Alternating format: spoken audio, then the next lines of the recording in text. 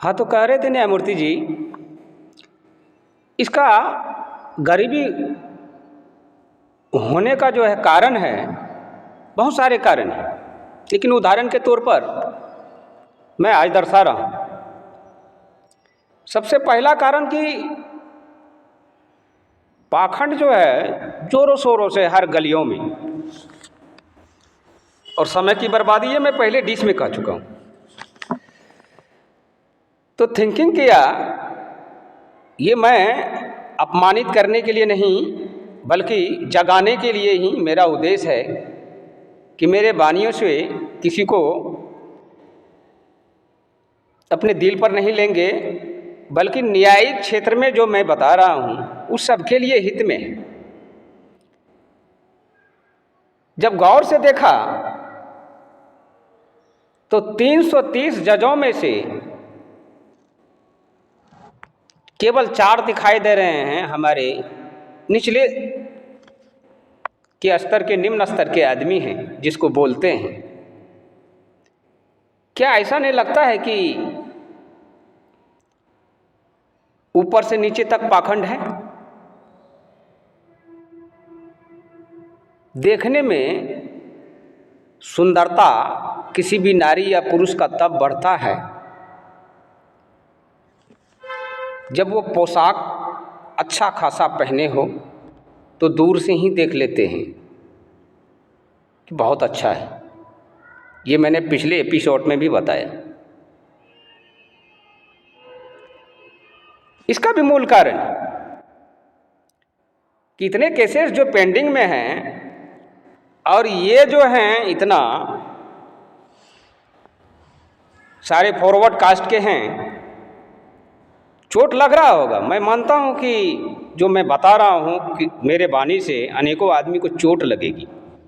ये चोट का विषय नहीं है, ये संविधान के न्यायिक क्षेत्र का विषय वस्तु है, इसलिए चोट नहीं लगना चाहिए किसी को, बल्कि गंभीर से सोचना चाहिए कि समाज एक दूसरे से तब जुड़ करके रहेगा जब सम्मान और बराबर का अधिकार देंगे।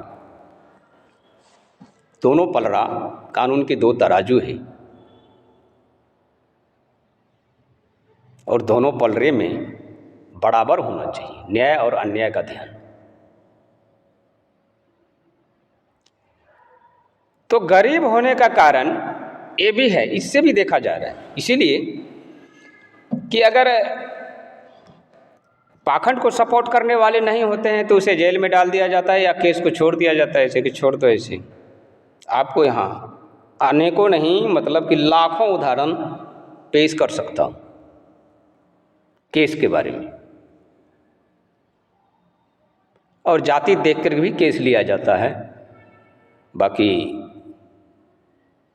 कोर्ट में भी देखते हैं कि बहुत सारे मुसलमान भाई हैं, तो कई कोर्ट में मैंने देखा कि हमारे एसटी एससी का मुसलमान भाई लड़ते हैं, अच्छी बात है।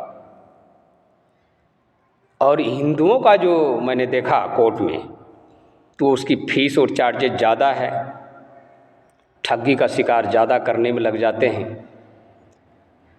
तो क्या उन कलेक्टरों का जिम्मेदारी नहीं बनती है? डेवलप का क्या मतलब होता है? किसी एक अन्य आदमी से ही होगा क्या? जब अन्य आदमी को पावर दिया गया है तो पावर का सही ढंग से यूज करे, कब कहाँ कैसे।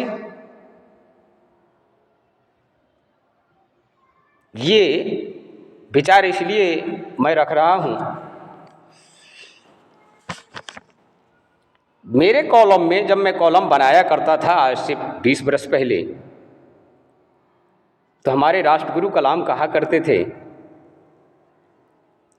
कि तुम संतुष्ट नहीं कर पाओगे पगले। तो मैं सोचता था कि राष्ट्रगुरु क्या बता गए, समझ में नहीं आ रहा। संतुष्ट नहीं कर पाओगे, इसका क्या मतलब? बल्कि बिल्कुल यहाँ 2 धाराएं के लोग हैं, और संतुष्ट करते करते तुम चले जाओगे, फिर भी संतुष्ट नहीं हो पाएगा। तो मैंने एक ही सवाल का जवाब दिया कि राष्ट्रगुरु, जिसमें धीरज, धर्म और मित्र, नारी, सम्मान, श्रद्धा अनुशासन का साँचा में ढल गया हो, वो आदमी के लिए क्या हो सकता है, कब फिर सही है, फिर तो कोई दिक्कत नहीं।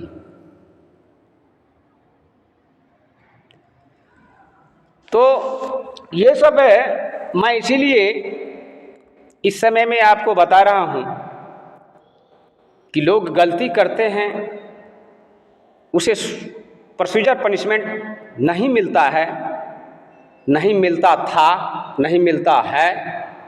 अब पता नहीं आगे आप क्या करेंगे, कुछ विचार ऐसा बन जाए। इन्हीं चंद शब्दों के साथ मैं अपनी मुख को विराम देता हूँ आज के लिए। जय भीम, जय भारत, जय रविदास, नमो बुद्धाय।